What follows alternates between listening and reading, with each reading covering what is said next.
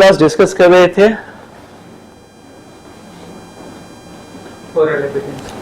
Oral evidence, यानी अब जो हम लोग पढ़ रहे थे वो है एविडेंस।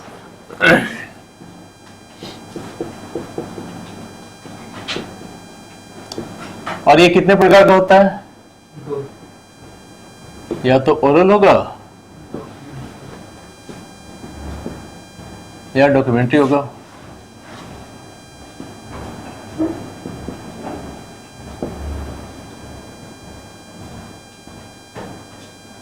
ओरल के कंसर्निंग ये दोनों में होता क्या है? ओरल हो या डॉक्यूमेंट्री हो, क्या होता है? इनमें एक स्टेटमेंट होता है, इसमें रिटन में होगा, इसमें वर्बल होगा। यही फर्क है ना। ये क्यों दिया जाता है? क्योंकि एविडेंस दो प्रकार का होता है। एविडेंस देके आप क्या करेंगे? फैक्ट को एस्टेब्लिश करेंगे। फैक्ट एस्टेब्लिश करने के लिए आप एविडेंस देते हैं, और एविडेंस देने की इजाजत किसको है? यहां कौन देता है? विटनेस। और ये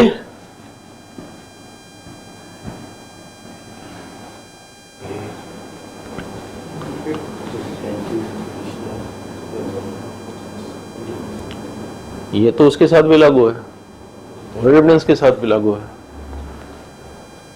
पहली चीज की डॉक्यूमेंट है क्या? ये कहां डिफाइन है?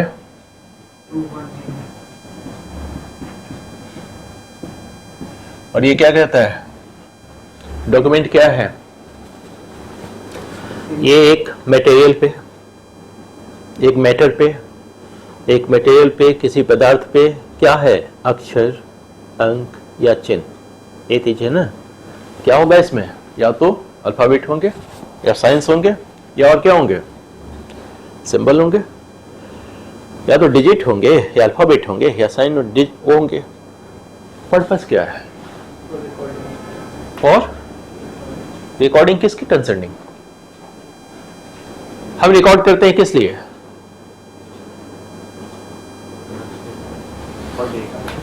For data.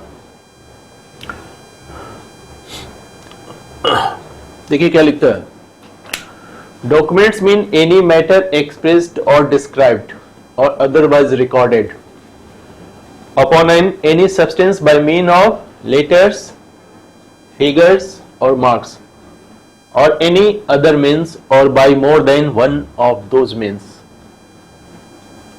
intended to be used or which may be used for the purpose of recording. ये दो for purpose of the recording है, इसको अंडरलाइन कीजिए।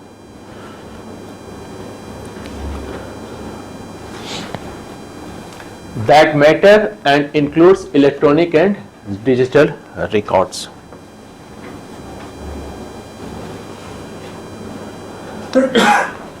ये डॉक्यूमेंट कितने प्रकार का हो सकता है?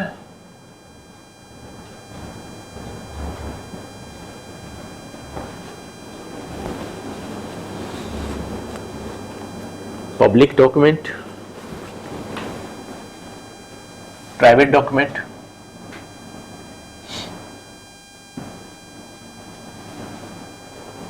हो सकता है। कहां है ये?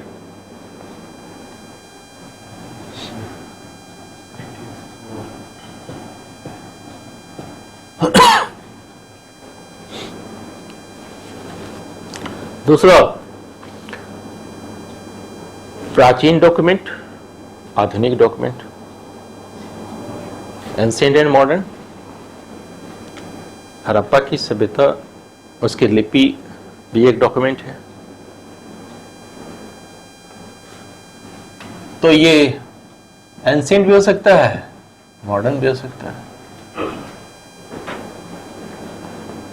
ये अटेस्टेड भी हो सकता है, नॉन अटेस्टेड भी हो सकता है।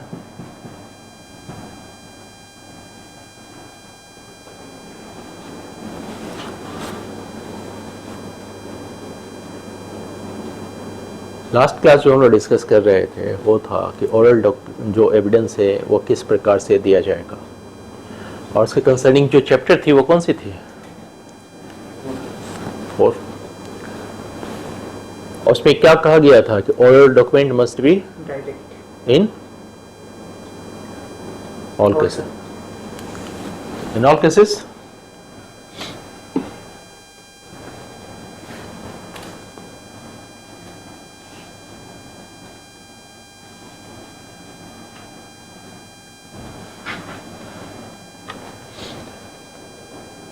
एक व्यक्ति किसी व्यक्ति को बात करते हुए सुनता है और उसे टेप रिकॉर्डर पे रिकॉर्ड कर लेता है।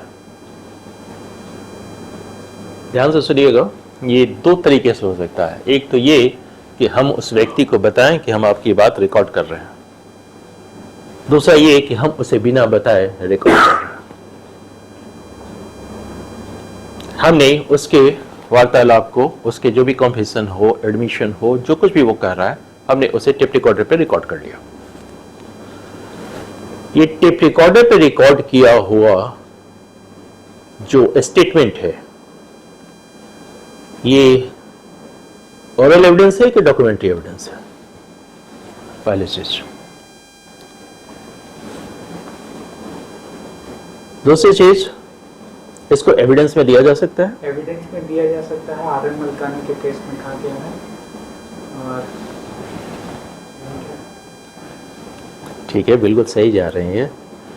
Are M Malkani versus state of Maharashtra भी इसकी कहा गया कि एविडेंस है, इसे दिया जा सकता है। और अगर हम आपसे पूछें क्यों दिया जा सकता है, चलिए मलकानी के केस में कह दिया, क्यों दिया जा सकता है? क्योंकि एविडेंस किसका दिया जाएगा? या तो फैक्ट इन इशू या रिलेवेंट फैक्ट, इन्हीं चीजों को। और किसी भी चीज को एडमिसिबल होने के लिए क्या जरूरी है? कोई रेलेवेंसी के जो प्रोविजंस है उसके तहत वो आता हो। तो ये कैसे आएगा?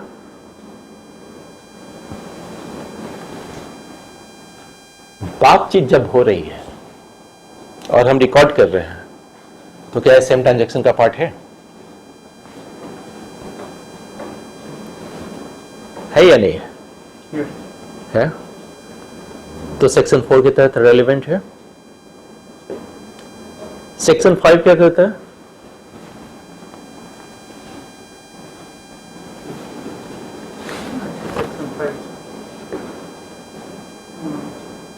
कॉज इफेक्ट और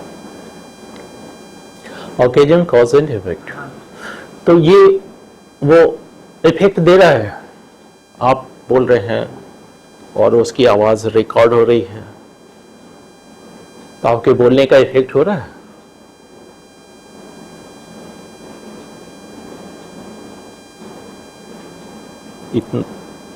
सेक्शन 5 के तहत रेलेवेंट है या नहीं, हम ये पूछ रहे हैं। सेक्शन 4 के तहत तो रेलेवेंट है या डाउट है?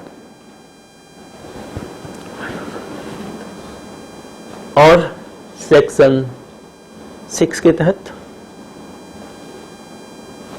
सेक्शन 6 क्या कहता है? Motive, preparation and previous and subsequent conduct, उसके तहत रेलेवेंट है कि नहीं?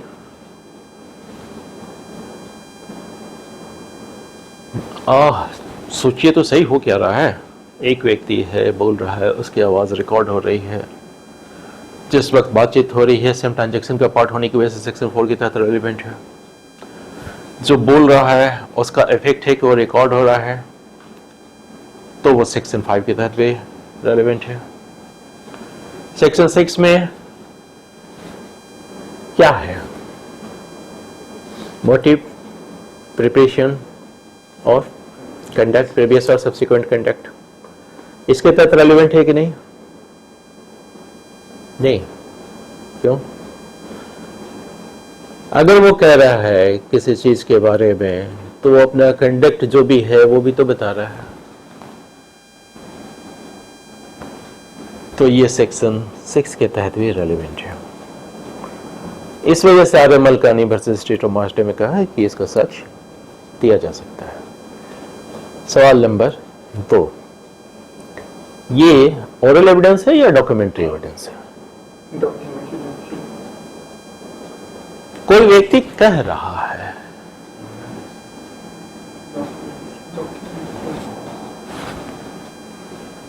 तो जब हम उसको प्ले करेंगे तो उसमें से उसकी आवाज आएगी। जब टेप रिकॉर्डर को चलाएंगे तो उसमें से उसकी आवाज आएगी। तो ये आवाज जो आ रही है वो लिखी हुई आ रही है कि बोलते हुए आ रही है? बोलते हैं।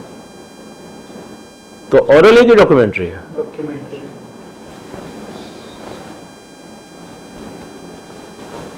आवाज आ रही है, हम सुन रहे हैं। एक साक्षी जब आता है अपना ओरल एविडेंस देने, वो क्या करता है? वो तो बोलता है उन तथ्यों को जिसको उसने देखा है, सुना है, परसीव किया है बाय सेंस ऑर्गन के द्वारा। तो जब वो बोलता है तो उसको तो कहते हैं कि ओरल एविडेंस है। टेप रिकॉर्डर पे सेम चीज आ रही है, आवाज ही तो आ रही है, but by the way of electronic. वो तो एक माध्यम है। हाँ?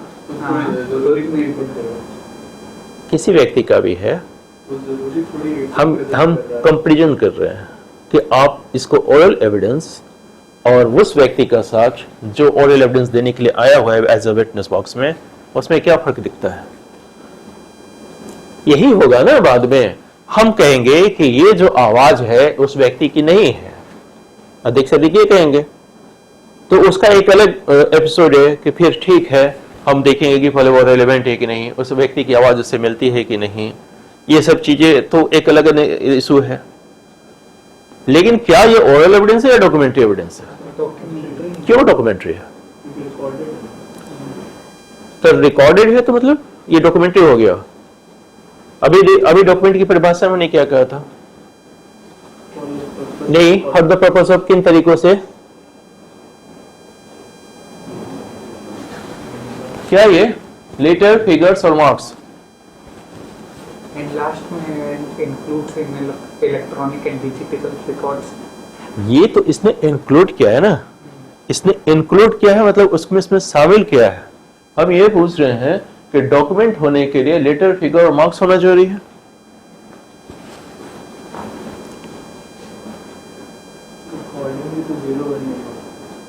हाँ, वो तो आपका वो जो एल्गोरिथम है जिसमें आप कंप्यूटर दो ही भाषा समझता है ना, 0 और 1 के।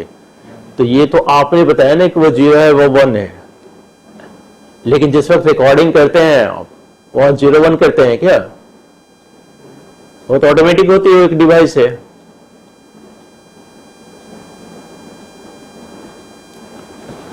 अब इसकी जो बारीकियां हैं उसको ध्यान से समझिए।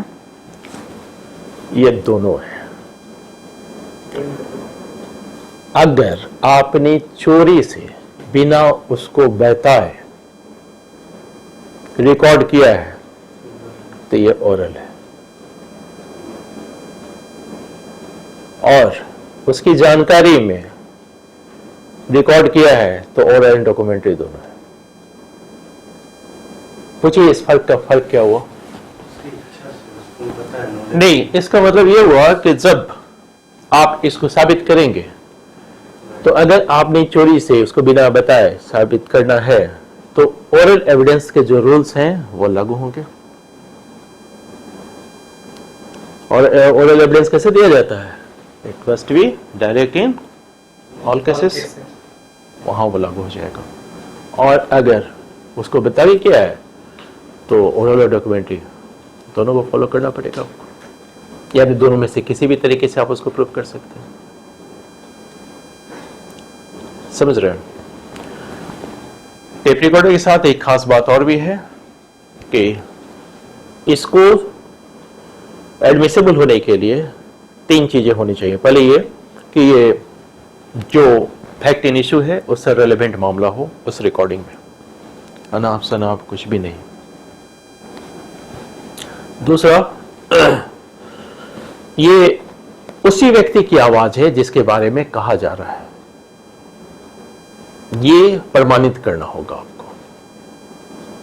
और तीसरा जो सबसे इंपॉर्टेंट है वो ये कि एक प्रॉपर कस्टडी में रखा गया था इस टेप रिकॉर्डर को। क्यों? क्योंकि इसके साथ छेड़छाड़ की गुंजाइश मिनिमाइज रहे, और इस वजह से। बात समझ रहे हो?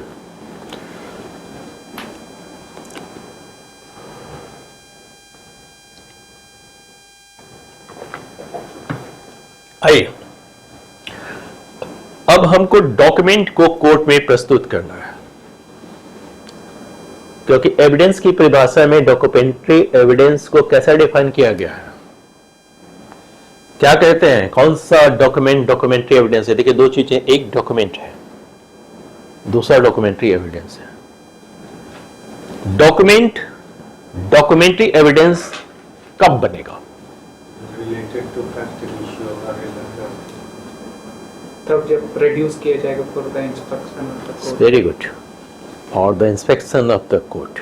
ये इस लाइन को अंडरलाइन कैसे, for the inspection of the court, जब उस डॉक्यूमेंट को प्रोड्यूस किया जाएगा कोर्ट के सामने, देन वो डॉक्यूमेंट डॉक्यूमेंट्री एविडेंस बनेगा। यानी जो भी डॉक्यूमेंट है उसको डॉक्यूमेंट्री एविडेंस होने के लिए सबसे पहले जो ही चीज क्या है, उसको कोर्ट के समक्ष प्रस्तुत करना। इस सारी चीजों को डॉक्यूमेंट्री एविडेंस से रिलेटेड हम इसको 3 पार्ट में देखेंगे।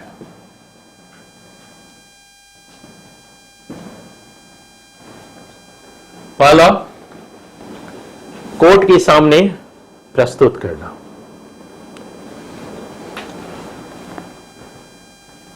ये आएगा आपको section 56 to 64।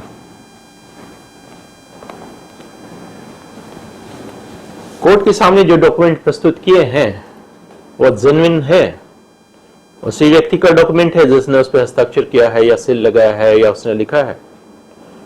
The next step क्या होगा, उसके जेन्युइननेस को प्रूव करना।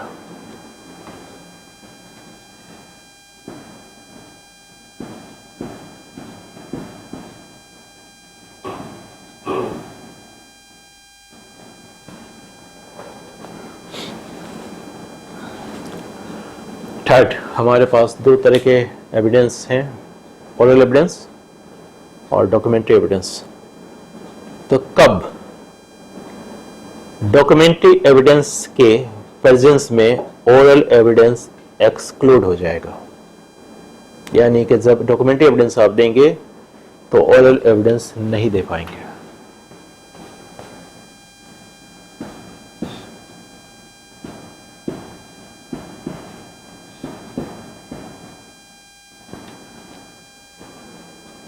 ये स्कीम है इसकी।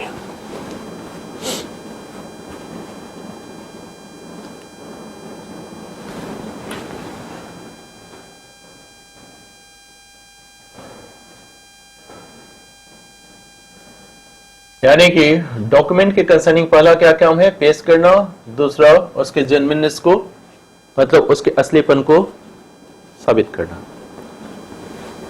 पेश कैसे करेंगे,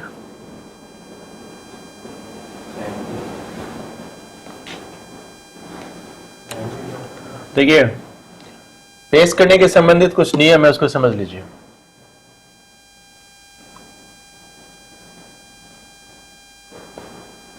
एक तो ये होता है कि डॉक्यूमेंट हमारे कब्जे में नहीं है, विरोधी पक्षकार के कब्जे में। एक ये होता है कि जिस वक्त आप ड्राफ्ट कर रहे हैं प्लेंट, तो जिन जिन डॉक्यूमेंट्स पे आप रिलाई कर रहे हैं वो सब के सब डॉक्यूमेंट आप उसके साथ एक एनेक्सर में एक लिस्ट बना के एनेक्सर के साथ उसको प्रस्तुत करेंगे। कहां ये नियम,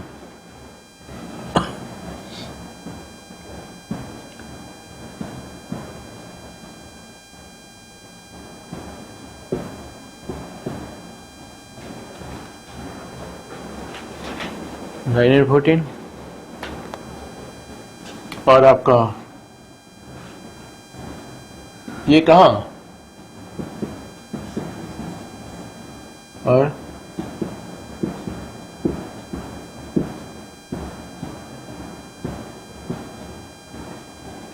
So 94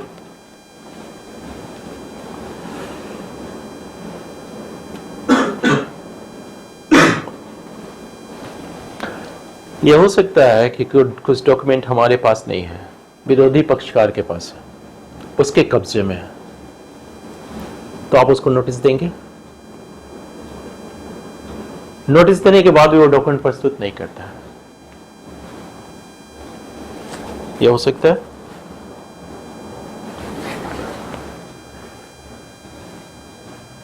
उसको नोटिस कहां से देंगे?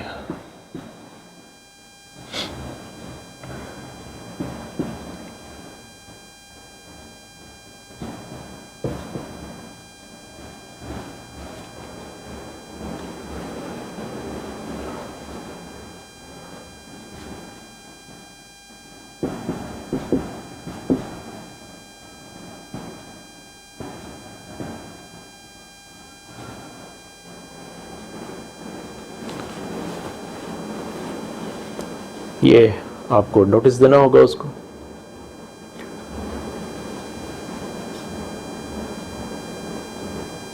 नोटिस देने के बाद भी अगर वो डॉक्यूमेंट प्रस्तुत नहीं किया तो बाद में उसे उस डॉक्यूमेंट को प्रस्तुत करने की इजाजत नहीं होगी। ये कहाँ है?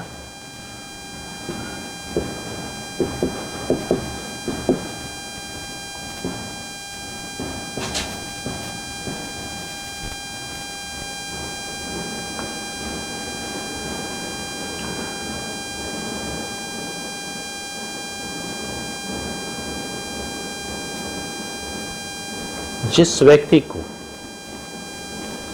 सिर्फ डॉक्यूमेंट प्रस्तुत करने के लिए समन किया गया है, समन किया जा सकता है, किस सेक्शन कहते हैं?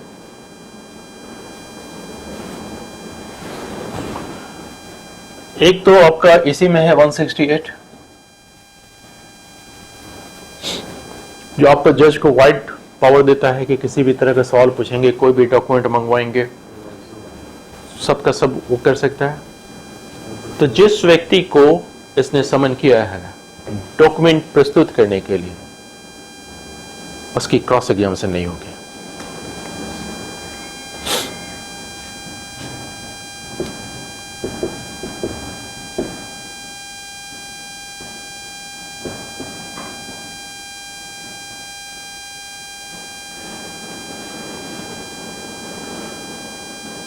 यानी सिर्फ डॉक्यूमेंट प्रस्तुत करने वाले व्यक्ति की क्रॉस एग्जामिनेशन होने का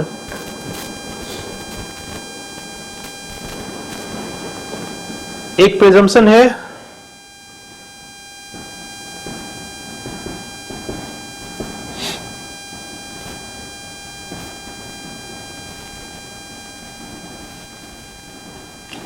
एक 119 जी, जो साक्ष्य पेश करने के लिए आपको कहा गया है, जो डॉक्यूमेंट आपको पेश करने के लिए कहा गया है, अगर आप वो नहीं पेश करते हैं तो कोर्ट ये प्रिजम्पशन कर लेगी कि अगर आप वो पेश करते तो आपके विरुद्ध जाता। समझ रहे हैं? हम लोग देख रहे हैं वहां ये सब सपोर्टिंग सेक्शंस हैं।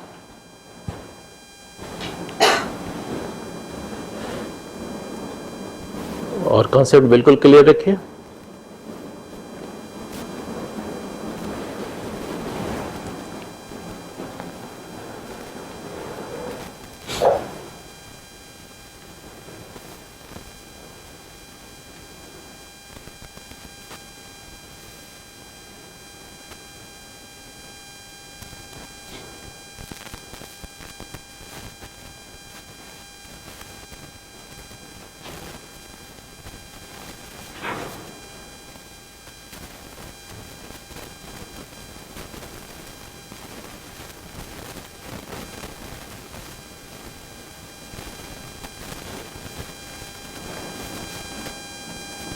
आइए चैप्टर 5 में।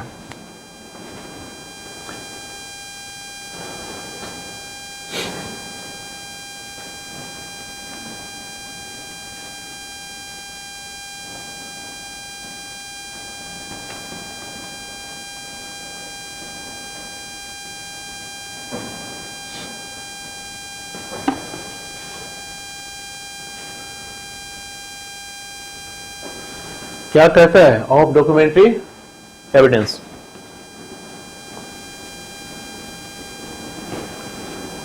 सेक्शन 56 को गौर से देखिए, देखिए क्या लिखता है वो। The contents of the document may be proved either by primary और बाय सेकेंडरी एविडेंस। किसके बारे में बोल रहा है ये?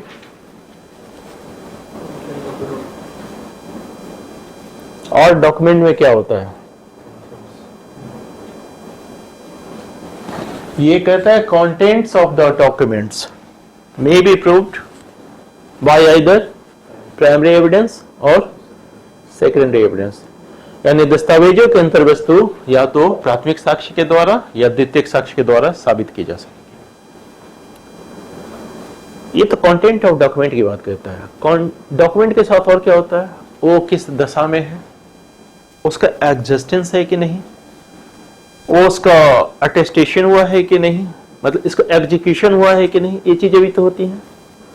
ये चीजें कैसे साबित होंगे? यानी हमें क्या क्या देखना है? Content, existence, condition and execution, ये चार चीजें क्या देखना है? पहला कंटेंट,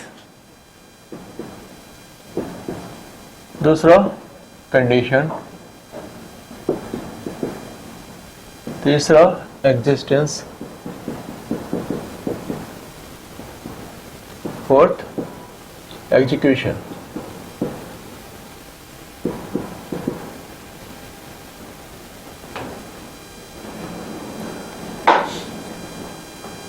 इसके बारे में तो इसने क्या कह दिया कि इसको कैसे साबित करेंगे? प्राइमरी या सेकेंडरी। इसको कंडीशन और एग्जिस्टेंस को, और इसका क्या मतलब होता है? एग्जीक्यूशन का क्या मतलब होता है? एग्जीक्यूशन का मतलब होता है कि जो कुछ भी डॉक्यूमेंट है उसको किसी ने लिखा होगा, उस पर हस्ताक्षर किए होंगे, उस पर मुहर लगी हुई होगी, उसको अगर अटेस्टेशन की बात है तो 2 विटनेसेस होंगे उसके कंसर्निंग, जिसको उसने उस पर हस्ताक्षर लगाते हुए देखा होगा। ये चीजें भी तो हैं। एग्जीक्यूशन का मतलब होता है उसने साइन किया है कि नहीं। और जहां अटेस्टेशन अनिवार्य है, सभी डॉक्यूमेंट में अटेस्टेशन अनिवार्य नहीं होता है, वहां विटनेसेस के सिग्नेचर हैं कि नहीं।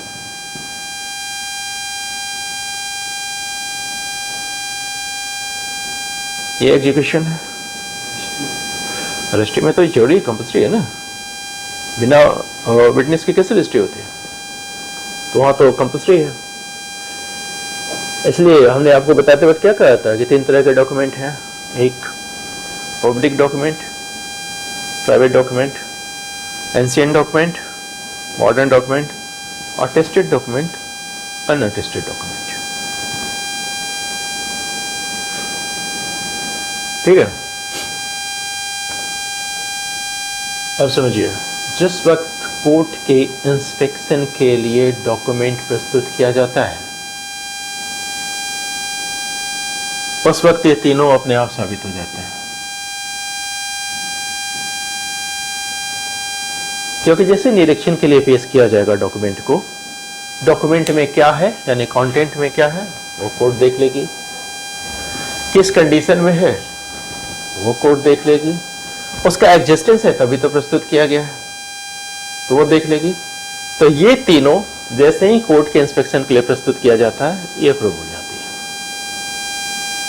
अब हमारे पास नेक्स्ट क्या बच जाता है प्रूव करने के लिए? इसका एग्जीक्यूशन, यानी इसकी जेन्युइननेस। अगर किसी ने सिग्नेचर किया है तो वो वही व्यक्ति है जिसने सिग्नेचर किया है या कोई और व्यक्ति है? ये तो प्रश्न उठ सकता है ना। तो वैसे स्थिति में इसके बाद हमारा जो कंडीशन है, अभी हम लोग 3 कंडीशन में पढ़े ना। फर्स्ट तो ये कि डॉक्यूमेंट को प्रस्तुत करना, सेकंड उसको साबित करना, और थर्ड कब ओरल एविडेंस एक्सक्लूड हो जाएगा डॉक्यूमेंट्री एविडेंस के प्रेजेंस में। ये 3 स्टेज में हम लोग इस चीज को स्टडी करेंगे। ठीक है, अब आ जाइए 56 पे। The content of the document may be proved either by the primary or secondary evidence. Content of the document, इसकी बात हो रही है। और देखिए प्राइमरी एविडेंस किसको कह रहा है? 57 को देखिए। Primary evidence means the document itself produced for the inspection of the court. वह दस्तावेज जो स्वयं न्यायालय के निरीक्षण के लिए प्रस्तुत की गई है। इसमें किस डॉक्यूमेंट की बात हो रही है? ये ओरिजिनल डॉक्यूमेंट की बात हो रही है कि फोटोस्टेट डॉक्यूमेंट की बात हो रही है कि सर्टिफाइड कॉपी की बात हो रही है? डॉक्यूमेंट तो किसी तरीके का होगा ना। जेरोक्स कॉपी की बात हो रही है कि उसको मतलब इलेक्ट्रॉनिक फॉर्म में हमने रखा है उसकी बात हो रही है? किसकी बात कर रहा है ये? ओरिजिनल। ओरिजिनल मतलब जो फर्स्ट डॉक्यूमेंट है जो बना है उसकी बात कर रहा है वो। फर्स्ट डॉक्यूमेंट कैसे बनेगा?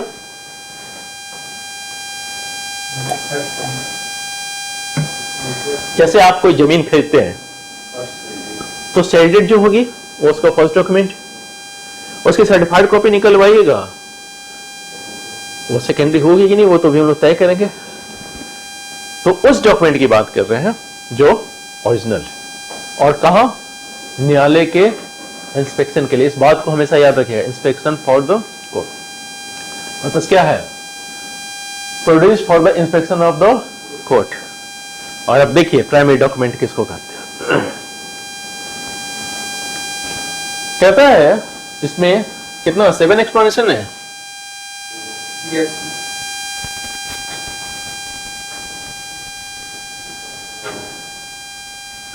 आइए, पुराने वाले में 2 ही एक्सप्लेनेशन थे, अभी इसने बढ़ा दिया 7 एक्सप्लेनेशन है। ये पहला क्या कहता है कि where document is executed in several parts, each part is primary evidence of the document। क्या मतलब समझे इसका? इसको ऐसे समझिए कि एक फॉर्म है जिसमें 4 पार्टनर्स हैं।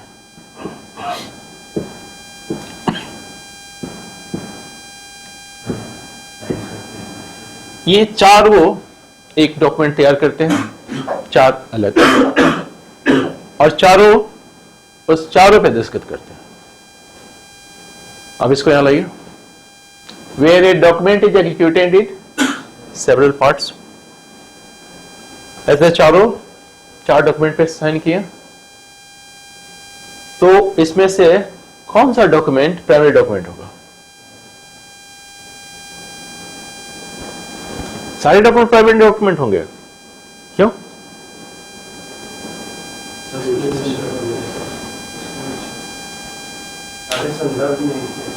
क्योंकि सबका पार्टनरशिप डेट है, कॉपी चारों के पास होनी चाहिए थी, चारों का सिग्नेचर चारों पे है, वैसे स्थिति में ये प्राइमरी डॉक्यूमेंट है। यानी कोई भी पार्टनर चाहे उस एक डॉक्यूमेंट को प्रस्तुत कर सकता है एज ए प्राइमरी डॉक्यूमेंट। हाँ, primary document for against all है। ठीक है, ये primary document for against the all है, सबके अगेंस्ट में प्राइमरी डॉक्यूमेंट ही कहलाएगा ये। क्योंकि सब क्यों कहलाएगा? क्योंकि सबके सिग्नेचर हैं, चारों डॉक्यूमेंट्स पे हैं। इसलिए देखिए, where a document executed in several parts, each part is primary evidence of the document. दूसरा ये, where a document is executed in counter part. Counter part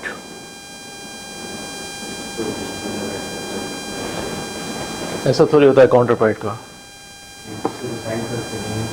जी नहीं, वो नहीं होता।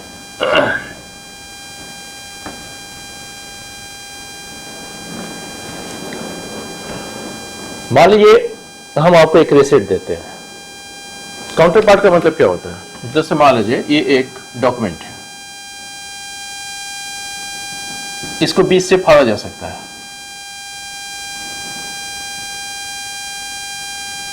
जब इससे 20 से फाड़ देंगे तो इसका पार्ट 1 ये होगा, पार्ट 2 ये होगा। अब अगर ये रसीद है तो समझिए कि आप हमको फीस देते हैं, तो हम आपको ये वाली देते हैं, सॉरी ये वाली देते हैं फाड़ के, और आपसे इस पे सिग्नेचर करवाते हैं और हम इस पे सिग्नेचर करते हैं। आपके पास जो रिसीट गई उस पे किसका सिग्नेचर है? किसका सिग्नेचर है? मेरा। मेरे पास जो पार्ट है उस पे किसका सिग्नेचर है? आपका। अब इसको समझ लीजिए कि एक चेक है। चेक पे साइन कौन करता है? ड्रॉवर। ड्रॉवर मतलब जिसके नाम का चेक है वही साइन करेगा ना। हमने साइन कर दिया। ये चेक अब इससे कैसे निकाला जा सकता है? कौन निकालेगा? हम निकाल सकते हैं क्योंकि हमने सिग्नेचर किया। हमने आपको दिया निकालने के लिए, आपने इसके पीछे साइन किया। हमने आपको पेमेंट किया है तो आप इसके, अब हमने इसके पीछे साइन किया, बैंक ने ऑफिस से पीछे साइन करवा दिया। अब बताइए इस चेक की कंडीशन क्या है? इस पे कितने सिग्नेचर्स हैं? 2। हमने सिग्नेचर किया तो ये मेरे लिए प्राइमरी एविडेंस है। आपने सिग्नेचर किया तो ये आपके लिए प्राइमरी एविडेंस है। इस कंडीशन में जब हम रिसिप्ट दे रहे हैं तो जिस पे मेरा सिग्नेचर है वो किसके लिए प्राइमरी एविडेंस है? दोनों के लिए कैसे हो जाएगा? ये तो काउंटर पार्ट है। काउंटर पार्ट का मतलब ही ये हुआ कि एक पार्ट आपके पास है, एक पार्ट मेरे पास है। तो तय यही करना है ना कौन सा प्राइमरी एविडेंस है, किसके अगेंस्ट में। तो जो पार्ट आपके पास है जिस पे मेरा सिग्नेचर है वो प्राइमरी एविडेंस है मेरे लिए, जिस पे सिग्नेचर मेरा है। और जो पार्ट मेरे पास है जिस पे आपका सिग्नेचर है वो आपके लिए प्राइमरी एविडेंस है। बात को समझ रहे हैं? चलिए अब ये कहता है तीसरा एक्सपेंशन देखिए, where number of documents are all made by one uniform process, सब एक यूनिफॉर्म प्रोसेस के द्वारा बनाए गए हैं। In the case of printing, lithography और photography, each is primary evidence of the content of the rest, but where they all are copies of a common original, they are not primary evidence of the contents of the original. इसने क्या कहा? इसको ऐसे समझिए, आपको हमने एक original document दिया और कहा कि इसकी कॉपी करा के लाइए। आपने उसकी 10 कॉपी कराई। ओरिजिनल कितना है? फोटोस्टेट कितनी है? 10। सब बना किससे है? ओरिजिनल से। तो जितना 10 है ना वो सब एक दूसरे का प्राइमरी है, लेकिन इसका ओरिजिनल का प्राइमरी नहीं है। बात समझिए, ये 10 के 10 एक दूसरे का प्राइमरी है लेकिन ओरिजिनल का प्राइमरी नहीं है, क्योंकि ओरिजिनल ही प्राइमरी है। बात समझ में आ रही? ये किसी भी तरीके से हो सकता है। कार्बन कॉपी करके अगर हम कर रहे हैं तो भी जितना बनेगा ओरिजिनल वाला फर्स्ट होगा, बाकी जितने भी कार्बन कॉपीज होंगे वो सब। कार्बन कॉपी कहाँ दिया जाता है? जैसे इनक्वेस्ट रिपोर्ट हुआ, आपका वो क्या कहते हैं पोस्टमार्टम रिपोर्ट हुआ, वहां कार्बन कॉपी मिलती है। ठीक है,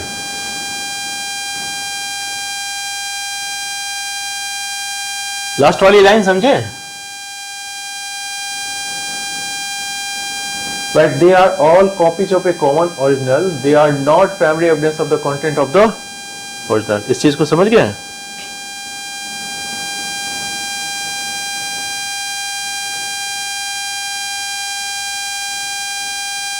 अब आइए, where an electronic or digital record is created or stored, क्या हो रहा है? पहले ध्यान से देखिए क्या हो रहा है। डिजिटल या इलेक्ट्रॉनिक रिकॉर्ड को क्रिएट किया जा रहा है या स्टोर किया जा रहा है। कैसे होता है ये? And such storage occurs simultaneously or sequentially in multiple files. Each such file is a primary evidence.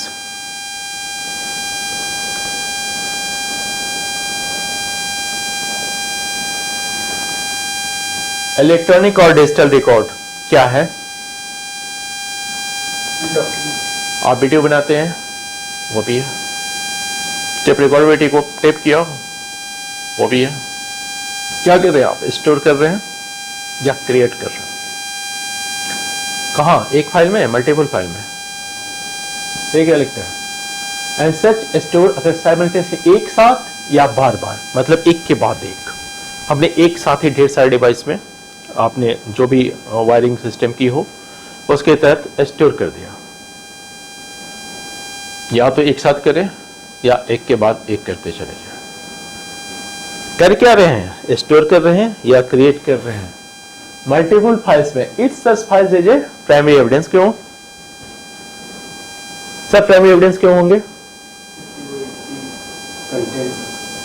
एक ही है और साइमल्टेनियसली एक साथ कर रहे हैं या एक के बाद एक कर रहे हैं, लेकिन कंटेंट उसके एक ही है और जो स्रोत है वो भी कॉमन है। जो भी आप क्रिएट कर रहे हैं या स्टोर कर रहे हैं, क्रिएट का मतलब आपने शुरुआत की, स्टोर का मतलब आपने कहीं से लिया और उसको कॉपी करके आप डाल रहे हैं।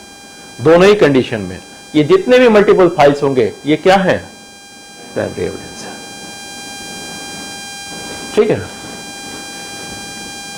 Where an electronic or digital record is produced from proper custody, such electronic and digital record is primary evidence unless it is disputed.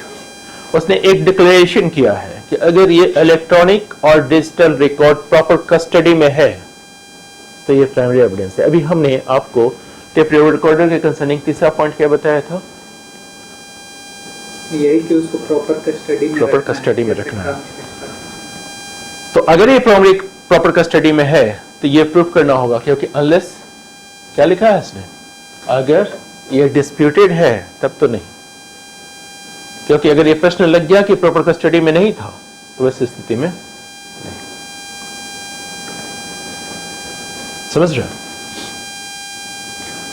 और अगर प्रॉपर कस्टडी में है तो सबके सब primary evidence.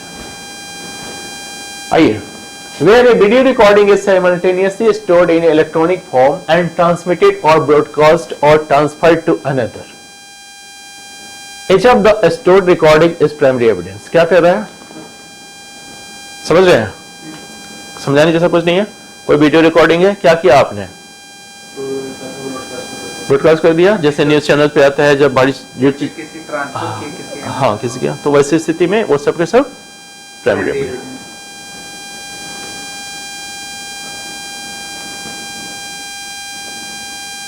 Last, where an electronic or digital record is stored in multiple storage spaces in a computer resources, each such automated storage, including temporary files, is primary evidence. बताइए क्या कर रहा है? Electronic or digital record is stored in multiple storage spaces in a computer resources. Multiple storage spaces in a computer resources, उसमें temporary file भी शामिल है। Temporary file का मतलब बाद में उस फाइल को आप डिलीट कर देंगे। टेम्पररी फाइल कैसे बनती है?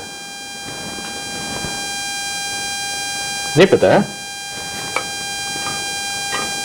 राम जी, यस, कैसे बनती है?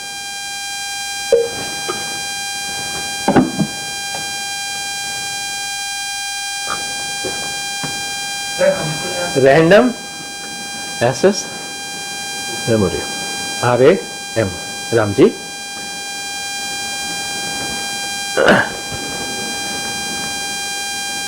क्या है ये? Random access memory temporary store करता है। जैसे कंप्यूटर बंद करते हैं वो क्या करता है? उस फाइल को और क्या हो जाता है? रिसेट हो जाता है। वो फाइल रहती है? नहीं रहती है, वो फाइल डिलीट हो जाती है ऑटोमेटिक। नहीं जानते थे। Each automatic including temporary file is primary evidence। का मतलब क्या कहा कि where electronic और digital recording stored in a multiple storage spaces in a computer। कोई कंप्यूटर में आप मल्टीपल जगह पे उसने स्टोर कर रखा है, उसमें कुछ टेम्पररी फाइल्स भी है, तो वो सब के सब क्या है, स्टोर कर रहे हैं ना एक ही स्रोत से, वो सब के सब प्राइमरी एविडेंस। प्राइमरी एविडेंस का अब क्या मतलब निकला, ओरिजिनल डॉक्यूमेंट। क्योंकि हम डॉक्यूमेंट्री एविडेंस के बारे में पढ़ रहे हैं ना, तो जो भी ओरिजिनल डॉक्यूमेंट है हम उसके कौन सा ओरिजिनल कहलाएगा, हम उसकी बात कर रहे हैं। ये सब के सब क्या है, ये ओरिजिनल है। क्लियर है? ये एक्सप्लेनेशन 3 के बाद जो जोड़ा है ये आपके भारतीय साक्ष्य अधिनियम 2023 में, पहले 3 ही था, ये 4, 5, 6, 7 इधर रिसेंटली ऐड किया इसने।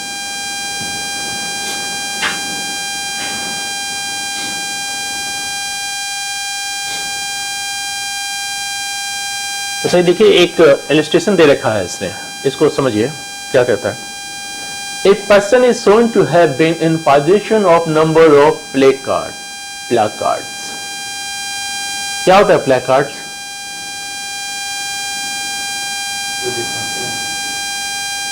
क्या?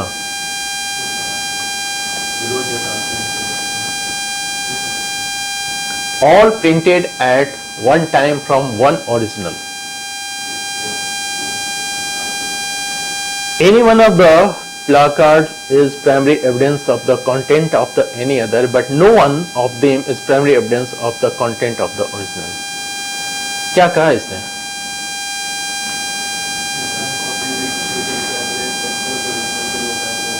वही बात है जो फोटो स्टेट से निकल रहा था 10, वो 10 आपस में क्या थे, प्राइमरी एविडेंस थे, लेकिन ओरिजिनल के कंसर्निंग वो प्राइमरी एविडेंस नहीं। क्लियर है? क्या मतलब होता है प्लेकार्ड का? PLACARDS। समझ रहे हैं ना? तो नहीं समझ लिए थे। ठीक है, आइए हम लोग क्या देख रहे थे कि documentary evidence, content of documentary evidence can be proved by primary evidence और सेकेंडरी एविडेंस। प्राइमरी एविडेंस क्या होता है हमने देख लिया, सेकेंडरी एविडेंस भी देख लेते हैं क्या होता है। सेकेंडरी एविडेंस को डिफाइन कर रखा है इसने सेक्शन 58 में, और क्या कहता है, सेकेंडरी एविडेंस इंक्लूड्स। ये किस तरह का डिफिनेशन है, इंक्लूसिव डिफिनेशन है ना, यानी जितने भी लिस्ट में दिए गए हैं ये वास्ट नहीं है, एग्जॉस्टिव नहीं है, इनसे अधिक भी हो सकते हैं। तो इसका लास्ट इलस्ट्रेशन का मतलब क्या, but no one of them is primary evidence of the content of the original. Original का प्राइमरी एविडेंस नहीं है। जैसे हमने समझाया ना कि आपको हमने फोटो स्टेट करने के लिए ओरिजिनल एक डॉक्यूमेंट दिया, तो आपने उससे ओरिजिनल तो एक ही है, फोटो स्टेट 10 निकाला, तो 10 जो फोटो स्टेट कॉपियां हैं वो एक दूसरे के प्राइमरी हैं, बट वो ओरिजिनल की प्राइमरी नहीं। सेकेंडरी एविडेंस है, अभी देख रहे हैं ना सेकेंडरी एविडेंस क्या है, आइए ना आइए देखते हैं। क्योंकि फोटो स्टेट ना तो प्राइमरी एविडेंस होता है ना सेकेंडरी एविडेंस होता है, इस बात को गांठ बांध लीजिए। फोटो स्टेट कॉपी ना तो प्राइमरी एविडेंस होती है ना सेकेंडरी एविडेंस होती है, हम लोग देखेंगे। आइए, सेकेंडरी एविडेंस इंक्लूड्स, पहली बात समझ गए कि इंक्लूसिव डेफिनेशन है, इसमें और भी चीजें समावेशित हो सकती हैं, जो लिस्ट है एग्जॉस्टिव नहीं है। क्या कहता है, certified copy given under the provision here after content. Certified copy कहां डिफाइन है?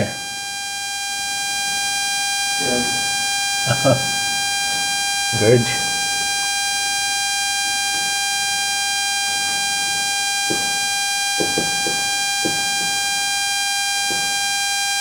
ये सर्टिफाइड कॉपी को डिफाइन करता है। क्या है सर्टिफाइड कॉपी? देखिए, सर्टिफाइड कॉपी किसको कहते हैं? कोई भी जो पब्लिक डॉक्यूमेंट होती है, सर्टिफाइड कॉपी पब्लिक डॉक्यूमेंट के कंसर्निंग लागू होगी। पहली बात समझ लीजिए। वहां एक अधिकारी बैठा होता है, उसके लेने की कुछ प्रिस्क्राइब्ड फीस है। अगर वो आप फीस जमा करते हैं तो आप सर्टिफाइड कॉपी लेंगे। वो क्या करेगा कि उस कॉपी से, जो कॉपी की आप सर्टिफाइड कॉपी मांग रहे हैं, उसकी एक नकल निकालेगा। उस नकल पे वो एक स्टैंप लगाएगा, दस्तखत करेगा, सील करेगा, और एक जो लीगल उसकी फी है वो आप अदा कर देते हैं तो वो आपको प्रदत्त कर देता है। ये सर्टिफाइड कॉपी है। इसके साथ एक प्रिजम्पशन है। इसकी डेफिनेशन सर्टिफाइड कॉपी की 75 में दी है। एक प्रिजम्पशन है 78 में, जो कहा जाता है कि सर्टिफाइड कॉपी जो होती है वो जेन्युइन होती है। प्रिजम्पशन का फायदा क्या होता है? हाँ, उसके आगे बर्डन ऑफ प्रूफ दूसरे पे शिफ्ट कर जाता है। कोर्ट ये मान के बैठ जाती है कि अगर सर्टिफाइड कॉपी है तो ये मतलब जेन्युइन है। ओरिजिनल तो नहीं, जेन्युइन है। जेन्युइननेस का मतलब जो कुछ भी हुआ है वो लीगल तरीके से हुआ है, इसमें इलीगलिटी नहीं है। अगर कोई आक्षेप करता है तो उसको अब साबित करना होगा कि ये जो सा कह रहा है वो जेन्युइननेस के कंसर्निंग वो अब वो प्रूव करे। ठीक है, तो कहता है certified copy secondary evidence includes, उसने फर्स्ट उसने कहा सर्टिफाइड कॉपी, यानी आप सेकेंडरी एविडेंस कब देंगे? पहले तो आपको देना क्या है? Primary evidence. हम आगे देखेंगे कुछ कंडीशन है जो हम सेकेंडरी एविडेंस देंगे। तो कहता है कि वो सर्टिफाइड सेकेंडरी एविडेंस में शामिल करता है सर्टिफाइड कॉपी पहला। रीजन जान दिए क्यों? क्योंकि जो प्रिजम्पशन है सेक्शन 78 में कि वो क्या है? दूसरा देखिए क्या कहता है, copies made from the original by mechanical process. Mechanical process मतलब प्रिंटिंग, लिथोग्राफी, फोटोग्राफी, वो सारी चीजें, photostat. versus themselves ensure the accuracy of the copy। Mechanical process कैसा होना चाहिए? जो उसके इंश्योर करे एक्यूरेसी ऑफ द कॉपी को, उसमें कोई छेड़छाड़ ना हो, इस तरह की मैकेनिकल प्रोसेस होनी चाहिए। And copies compared with such copy. ये इसको जरा अंडरलाइन कीजिए। आपने सिर्फ निकाल लिया उससे मतलब नहीं है, आपको कंपेयर भी करना है। इसलिए हमने कहा फोटोस्टेट कॉपी ना तो प्राइमरी है ना सेकेंडरी है।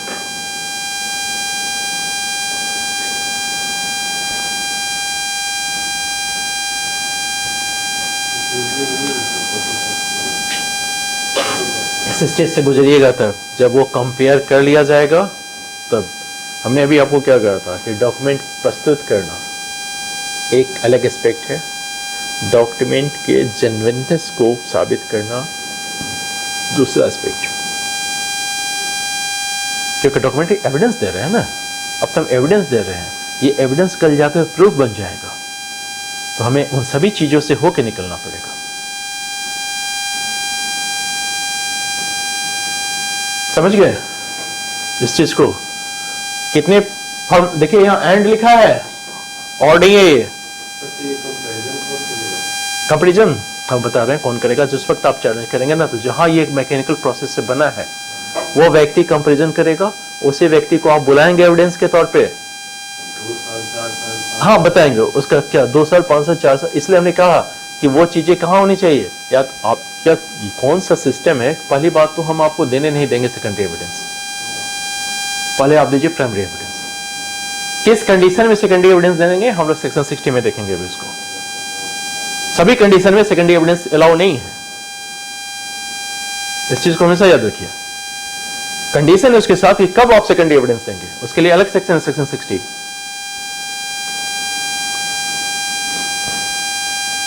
Copies made from the original by mechanical process which is themselves. पहली बात, ये मैकेनिकल प्रोसेस ऐसी होने चाहिए जो खुद इंश्योर करे उस एक्यूरेसी ऑफ कॉपी की। इतनी भी बात खत्म नहीं होती, उसके बाद कंपेयर कीजिए। मतलब हम कहीं से कोई गुंजाइश नहीं छोड़ रहे हैं कि कहीं से भी कोई फैब्रिकेशन हो। सेकेंडरी एविडेंस के कंसर्निंग भी आप इस चीज को गौर कीजिए। हम प्राइमरी एविडेंस तो खैर अपने आप में ओरिजिनल है, सेकेंडरी एविडेंस जब आप दे रहे हैं तो इस कंडीशन को तब ये मानेंगे कि सेकेंडरी एविडेंस है। अगर इसको पैरामीटर को आप फॉलो नहीं किए तो सेकेंडरी एविडेंस की परिभाषा में ही नहीं आएगा, हम आपको देने ही नहीं देंगे, क्योंकि सेकेंडरी एविडेंस की भी हम परिभाषा देख रहे हैं। ठीक है, आइए थर्ड, कॉपीज मेड फ्रॉम और कंपेयर्ड विथ ओरिजिनल, इसका क्या मतलब हुआ? एक तो ये हुआ, पहले वाले में देखिए यहां मैकेनिकल प्रोसेस हो रहा था, अभी क्या हो रहा है? मेड फ्रॉम, ओरिजिनल है हमारे सामने, हम उससे अब बना रहे हैं। वो मैकेनिकल प्रोसेस भी हो सकता है, नहीं भी हो सकता है।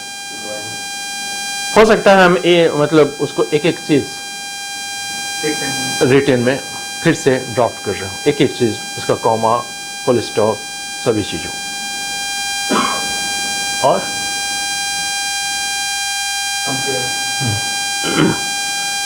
और compared with the original, original के साथ वो कंपेयर करना है, और जो बना रहा है फिर उसका साक्ष्य देंगे जिस वक्त उसको प्रूफ करना होगा। तो ये सेकेंड एविडेंस में आएगा। Third, fourth, counter part of the document as against the party who did not execute them. इस बात को समझे, आइए फिर से समझाते हैं। ये क्या था?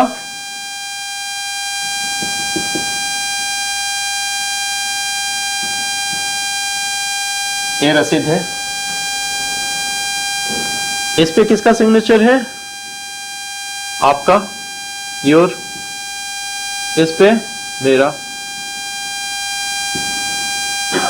ये आपके पास है, काउंटर पार्ट है, तो ये आपके पास है, तो आपके पास है, सिग्नेचर मेरा है, तो ये कैसा एविडेंस है?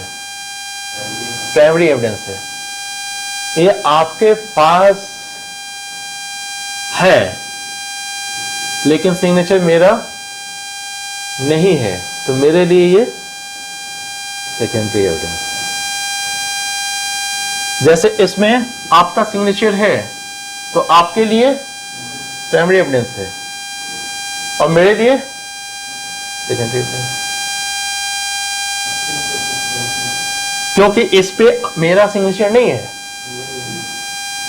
हाँ, पार्ट 1 की बात कर रहे हैं।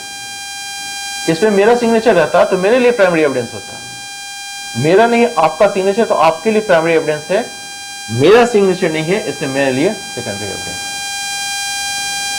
क्योंकि इस पे हमने एग्जीक्यूट नहीं किया है। क्या लिखा है इस पे देखिए, counter part of the documents are against the party who did not execute them, जिसने उस पे सिग्नेचर नहीं किया है। तो जिस पे सिग्नेचर नहीं है उसके अगेंस्ट में उसका सेकेंडरी एविडेंस है। जिस पे मेरा सिग्नेचर है वो तो मेरे लिए प्राइमरी एविडेंस है, जिसमें मेरा सिग्नेचर नहीं है वो मेरे लिए सेकेंडरी एविडेंस है। क्लियर?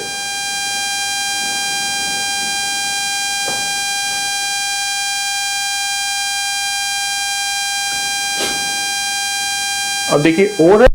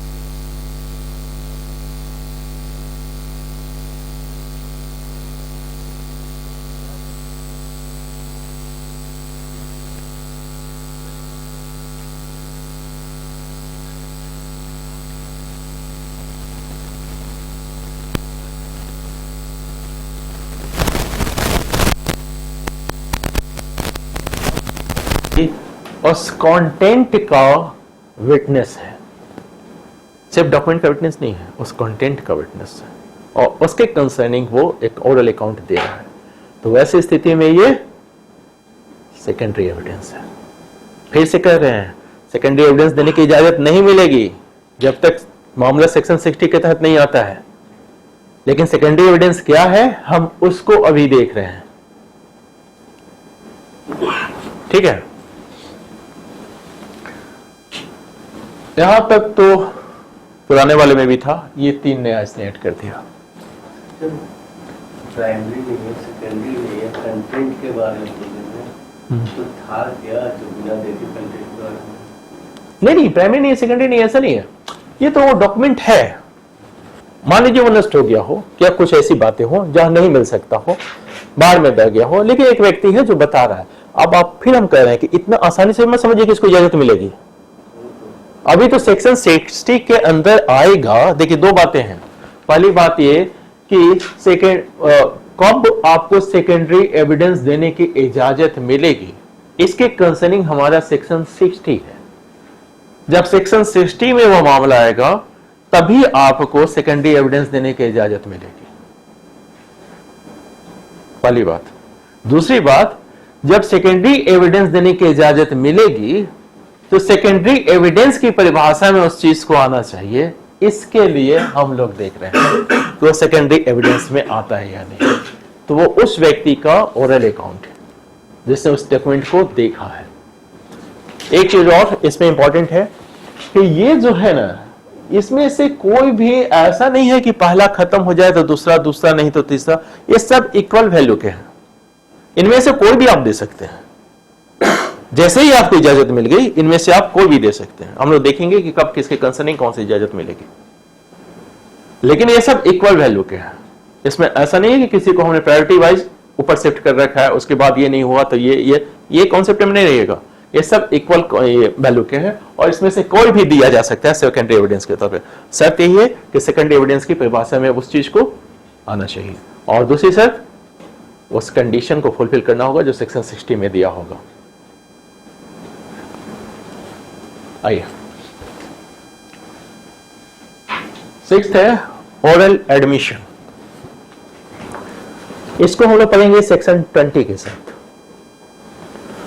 क्या कहता था सेक्शन 20? कब ओरल एविडेंस अलाउ है, एडमिशन? गौर से देखिए, वहीं क्लियर हो जाएगा। एक तो डॉक्यूमेंट का जेन्युइननेस अगर प्रश्न हो तो एडमिशन अलाउ है। दूसरा, जब सेकेंडरी एविडेंस देने की इजाजत हो तब से ओरल एडमिशन अलाउ। क्या कहता है सेक्शन 20? पढ़िए कस के एक बार।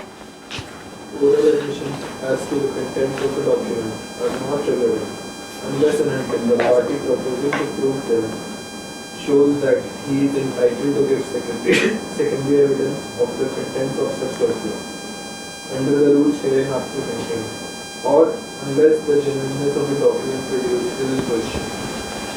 पहला क्या है, कब वो एंटाइटल्ड है? जब वो सेकेंडरी एविडेंस देने के लिए एंटाइटल्ड है तब ओरल एडमिशन। इसलिए यहीं पे लिख लीजिए आप, जहां आपका बेर रखा है, रेड में सेक्शन 20।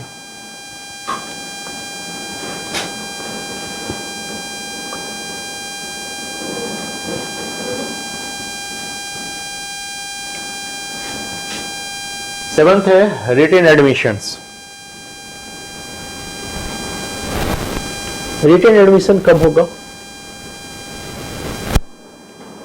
जब आप प्लेंट देते हैं, रिटन आर्गुमेंट देते हैं।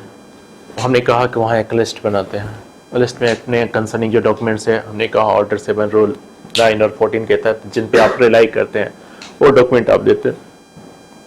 तो कहीं ना कहीं आपने रिटन में एडमिट कर लिया कि ये डॉक्यूमेंट है। तो जब ये डॉक्यूमेंट आपने रिटन में एडमिट कर लिया है तो क्या पढ़े थे इससे पहले? Fact admitted need not be proved.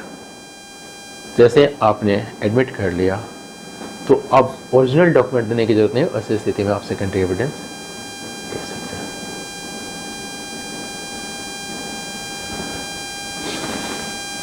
देखिए लास्ट जो है, evidence of a person who has examined a document the origin of which consists of numerous accounts or other documents which cannot be conveniently be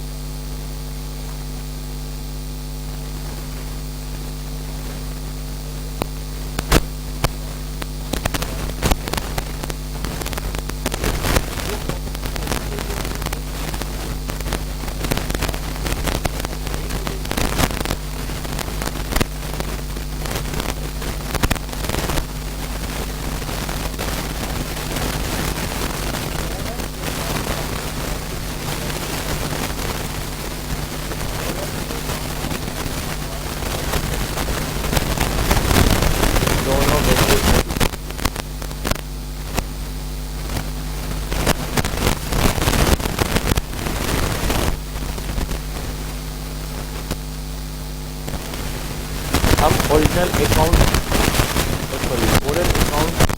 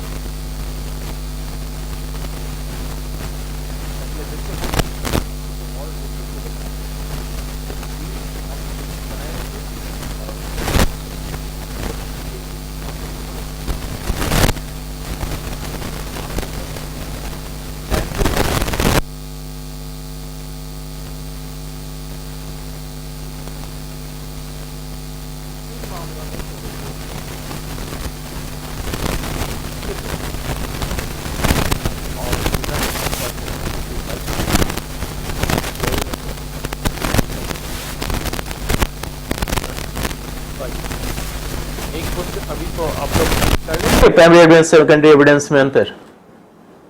आइए पहले इसको देख लेते हैं, फिर उसको हम लोग देखेंगे। देखिए, सेकेंडरी एविडेंस में be given in the existence, condition or contents of a document in the following cases. जैसे पहली बात कहा कि मे बी गिवन दिया जा सकता है जब आप इसके कंडीशन को फुलफिल करेंगे तो, यानी ये सेक्शन आपके लिए बहुत इंपॉर्टेंट है कि किन मामलों में सेकेंडरी एविडेंस दिया जाएगा। हमने क्या कहा आपको कि जब ये तय करना हो कि किन मामलों में सेकेंडरी एविडेंस दिया जाएगा, तो वैसी स्थिति में section 60।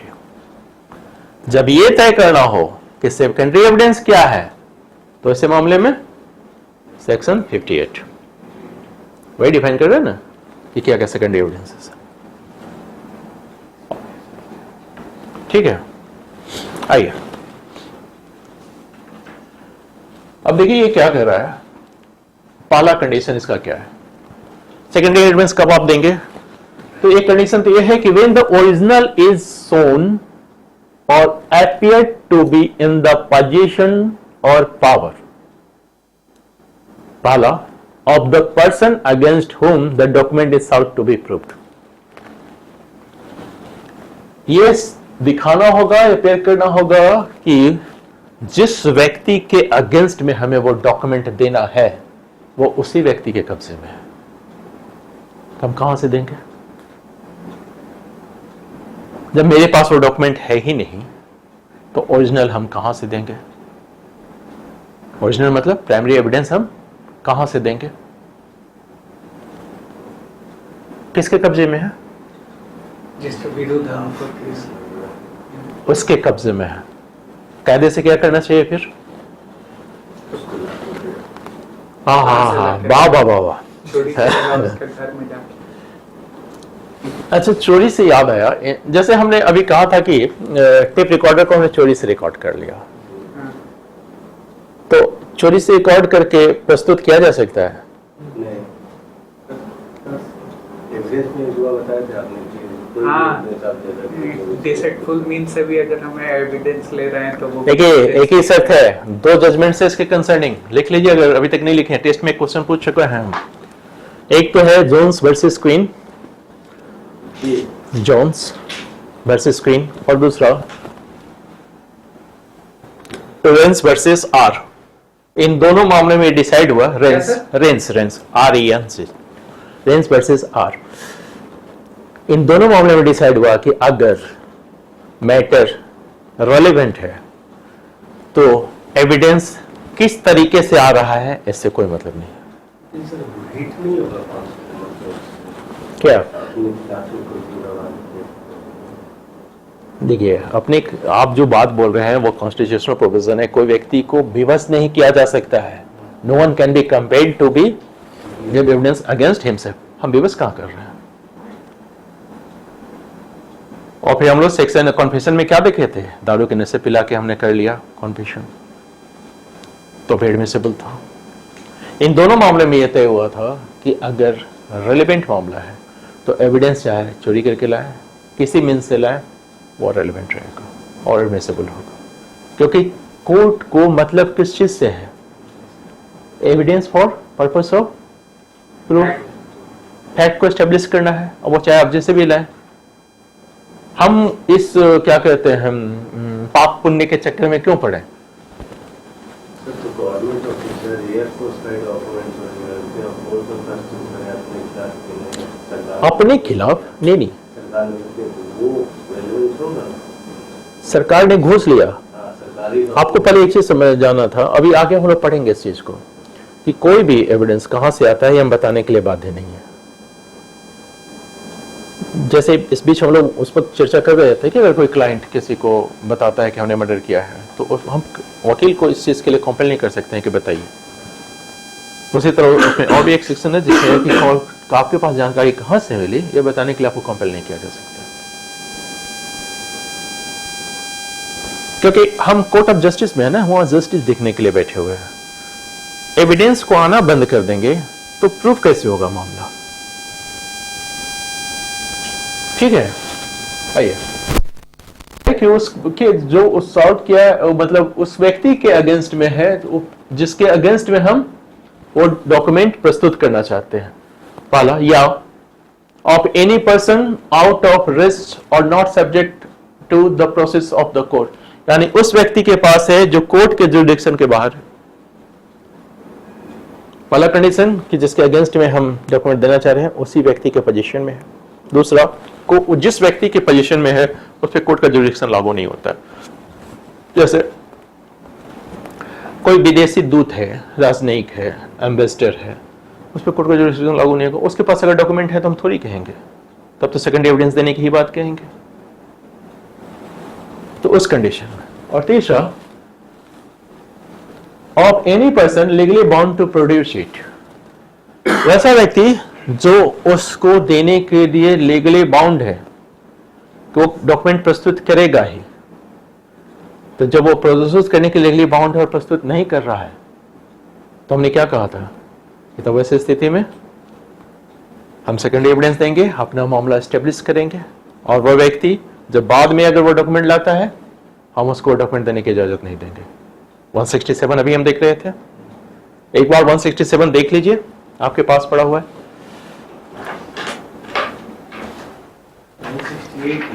167 sir,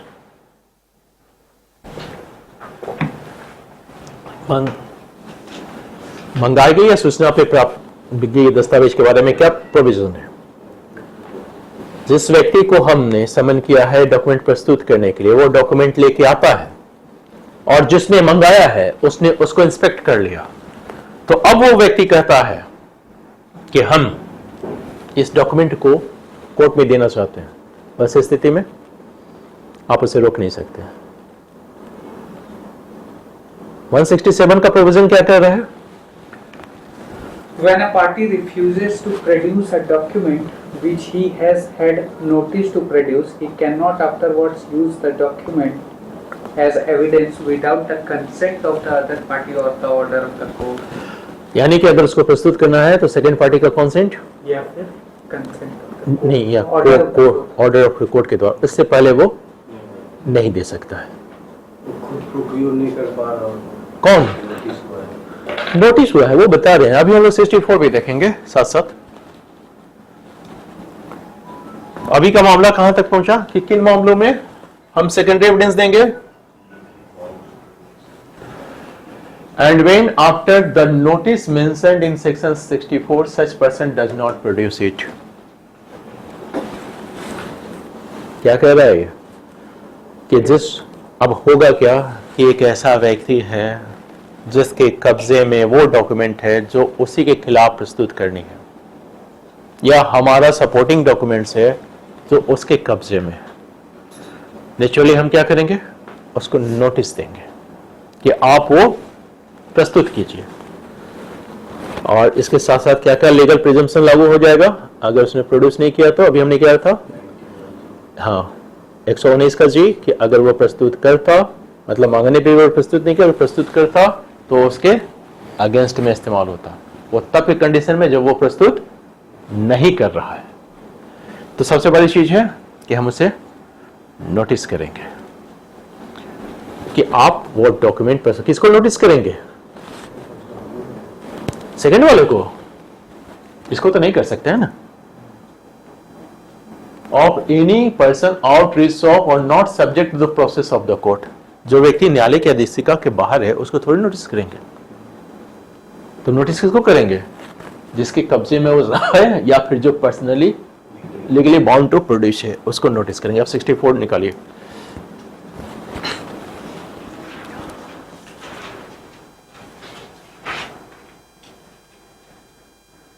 Rule says to notice.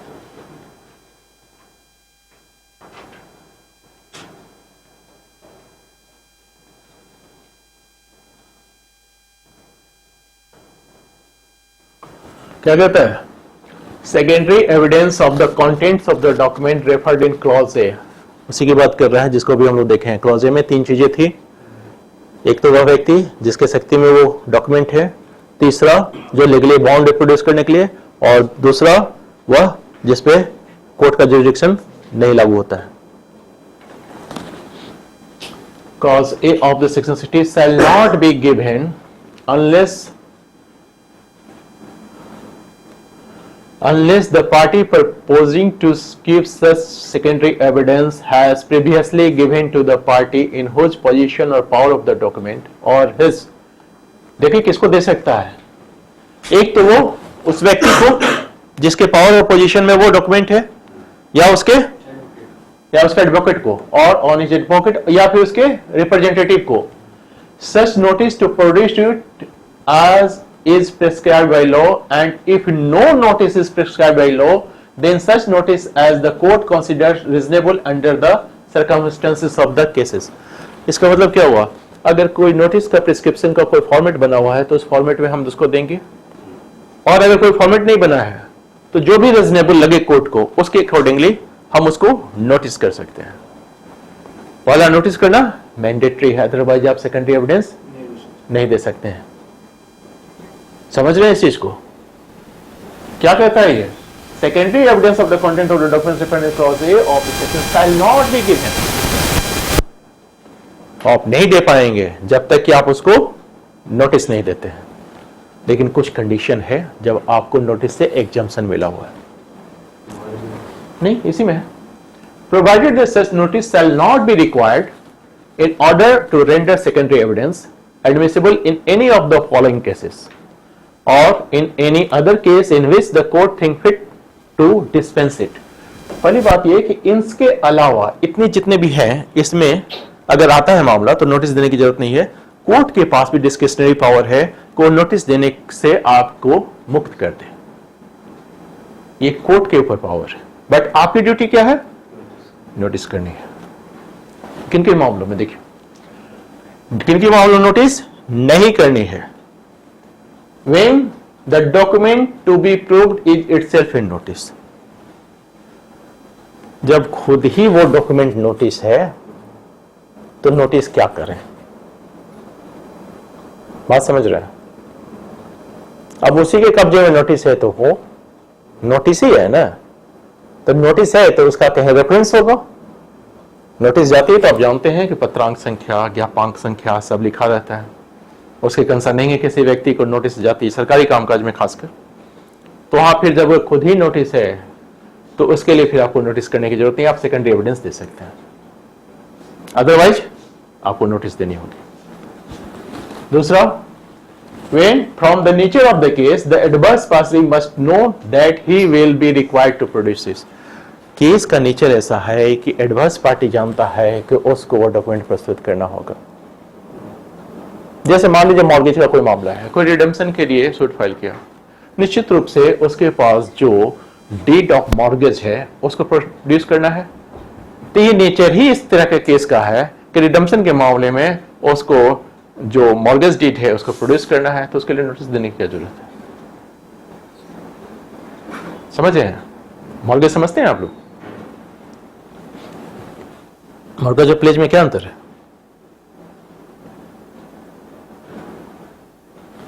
चलिए,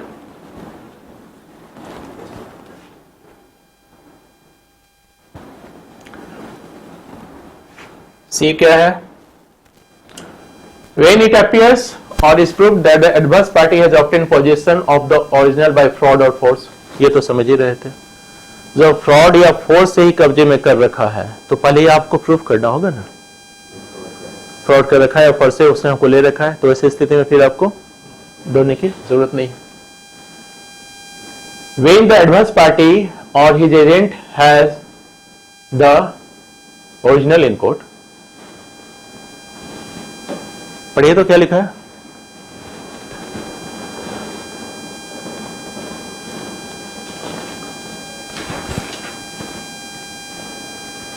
डी क्या लिखे हुए हैं?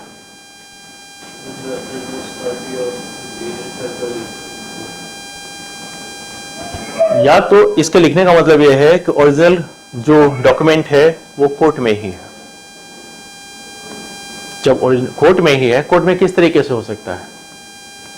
मान लीजिए आपके साथ एक साथ 2-3 केसेस चल रहे हो, उसमें कहीं आपने ओरिजिनल डॉक्यूमेंट सबमिट कर रखा हो या एडवर्स पार्टी ने सबमिट कर रखा हो, तो वैसी स्थिति में जब वो कोर्ट में ही डॉक्यूमेंट है तो नोटिस देने की आवश्यकता नहीं। When the adverse party or his agent has admitted the loss of the document, किसी भी मामले में चाहे वो रिटन स्टेटमेंट में या कहीं भी उसने ये स्वीकार कर लिया है कि वो डॉक्यूमेंट जो आप हमसे मांग रहे हैं वो नष्ट हो गया है या नहीं मिल रहा है, तो इस स्थिति में नोटिस देने की फिर जरूरत नहीं है। When the person in possession of the document is out of reach or not subject the process of the court, बात वही है। जब वो ऐसा व्यक्ति है, हमने क्या कहा था कि क्लॉज ए में 3 चीजें हैं, जिसमें दूसरा कौन था? जो कोर्ट के जुरिडिक्शन से बाहर है, उस पर न्यायालय की आदेशिका लागू नहीं होती है, वैसी स्थिति में नोटिस देने की जरूरत नहीं है। आप उसको क्यों नोटिस दीजिएगा? एम्बेसडर को हम प्रोसेस नहीं दे सकते हैं और आप कह रहे हैं कि हम नोटिस देने जा रहे हैं, ये नहीं होगा। तो ऐसी स्थिति में आप सेकेंडरी एविडेंस दे सकते हैं। तो आप समझ रहे हैं, जब भी हम लोग 64 पढ़ेंगे किसके कंसर्निंग पढ़ेंगे? 60 के क्लॉज ए के साथ।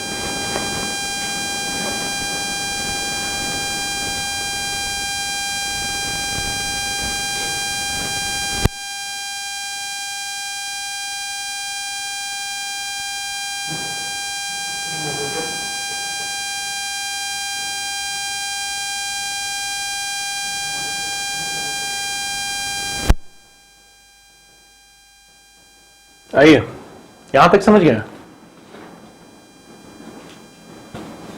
64 कहां लागू होगा?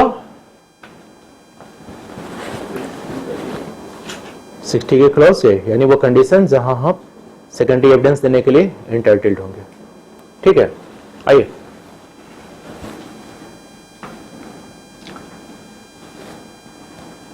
When the existence, condition or content of the original have been proved or to be admitted in writing by the person against whom it is proved or by his representative in interest.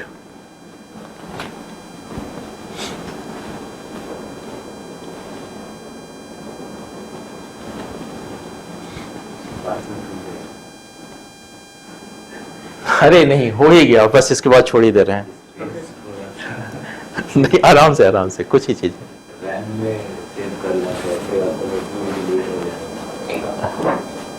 अच्छा, यहाँ तक तो कोई clear मतलब doubt नहीं है ना?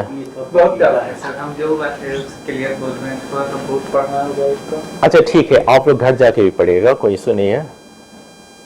तो सबसे ज्यादा तो इसका इलस्ट्रेशन कंफ्यूज कर दिया है, सेकेंडरी एविडेंस। हाँ करेगा, क्योंकि उसकी जो टर्मिनोलॉजी है, उसका जो लिखा हुआ तरीका है,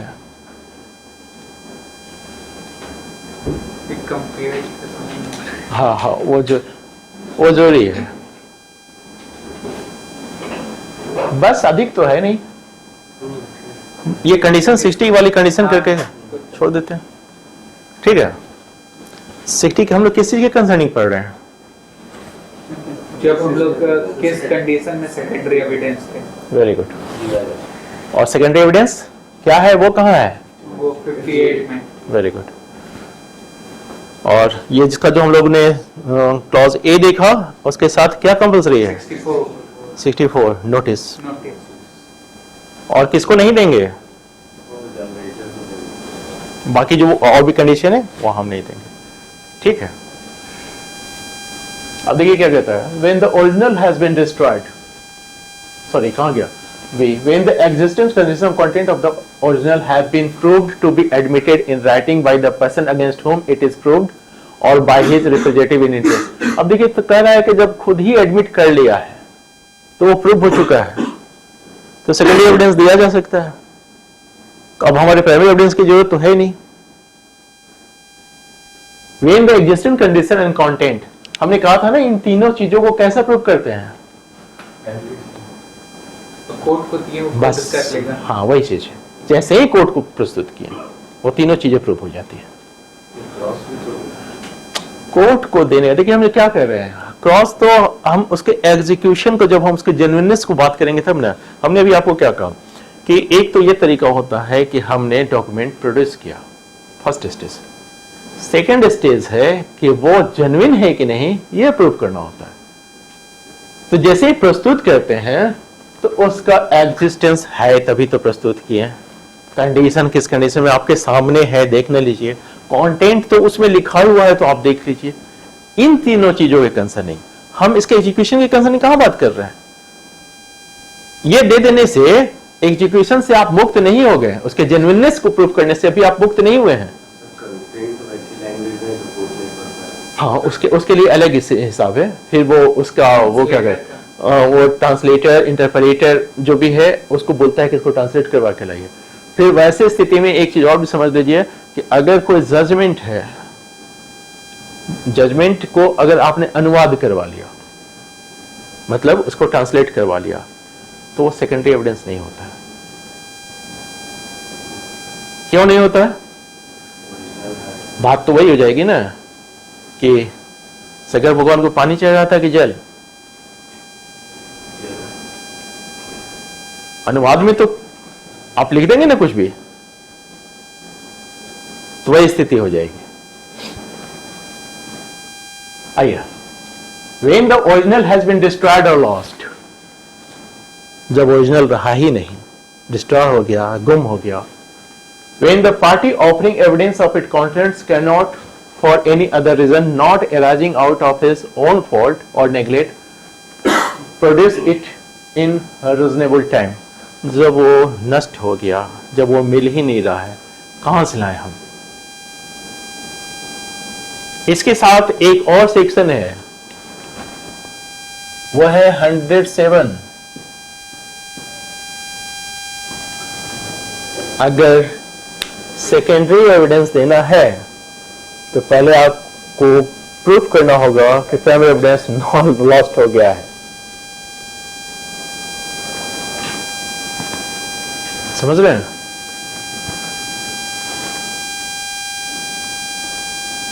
अब देखिए कहता है when the original is of such a nature as not to be easily movable.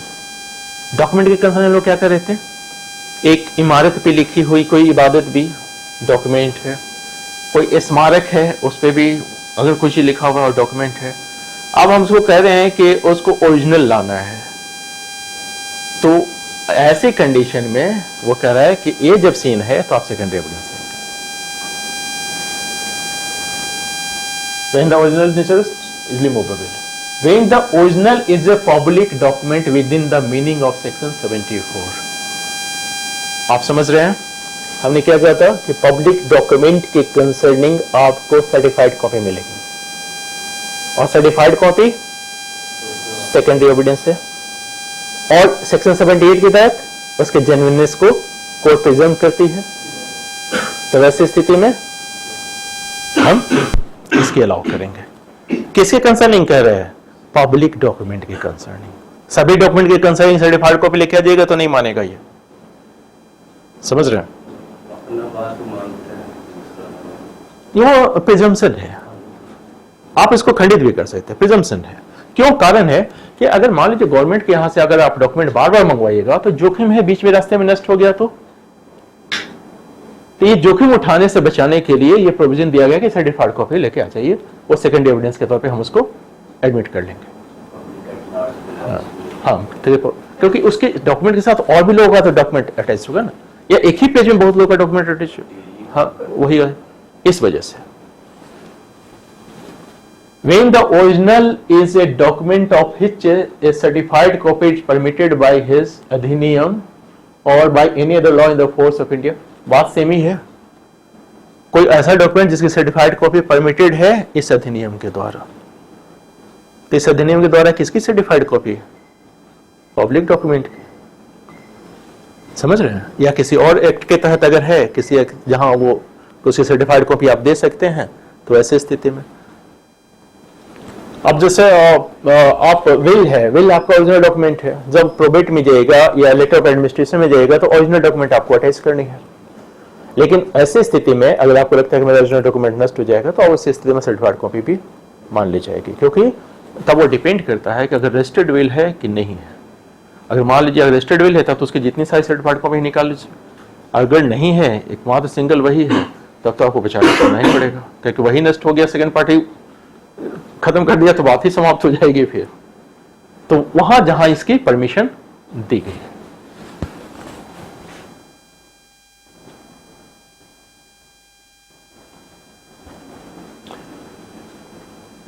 When the original consists of numerous account. अभी हम लोग जिसकी बात कर रहे थे स्किल्ड पर्सन की, जिसका वो पेपर काम आएगा हमारे, ये इसी के कंसर्निंग है. ये कह रहा है कि कोई न्यूमरस अकाउंट है, बहुत सारी चीजें हैं, other document which can not conveniently be examined in court. उसको अब चारा घोटाला हुआ है, 2-2 ट्रक पे फाइल रखी हुई है, उसको एग्जामिन करना कोर्ट के बस की बात नहीं है.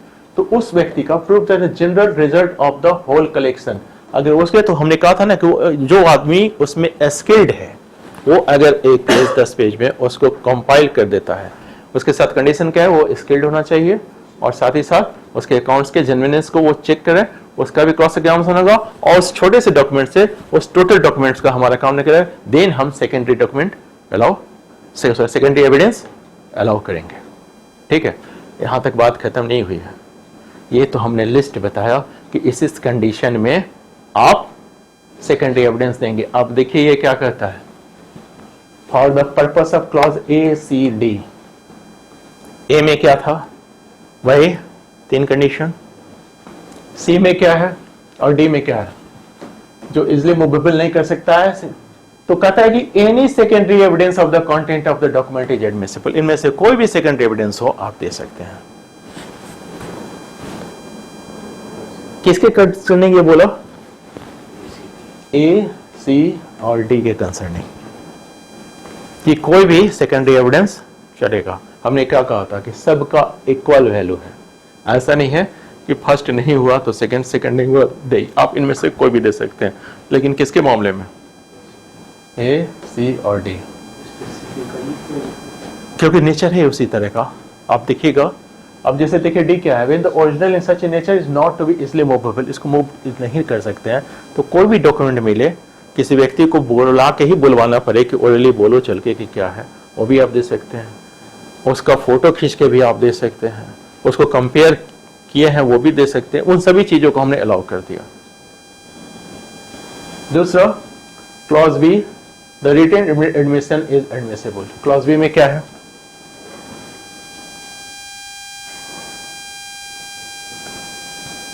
when the existed condition of content of the original have been proved to be admitted, जब ये खुद ही एडमिट किया है, प्रूव किया है, तो एडमिशन तो खुद ही किया है ना। अगर मान लीजिए उसने रिटन स्टेटमेंट में ही किया है तो राइटिंग में ही है, तो राइटिंग में है तो उसको रिटन डॉक्यूमेंट ही देनी पड़ेगी। जहां उसने लिख के रखा है उसी को आपको लाना है सेकेंड एविडेंस के तौर पे। समझ रहे हैं? और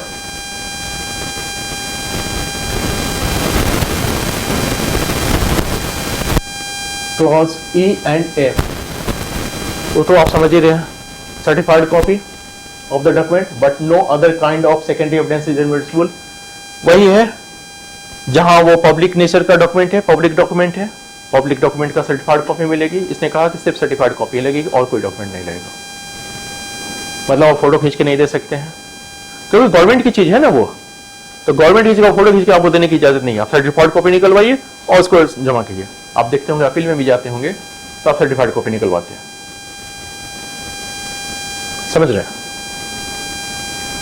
ये क्लॉज जी, एविडेंस में be given to the general result of the documents of any person who has examined them and who is skilled in the examination of such document. आप समझ के, जहां न्यूमरस डॉक्यूमेंट हो वहां उस व्यक्ति का दिया हुआ डॉक्यूमेंट।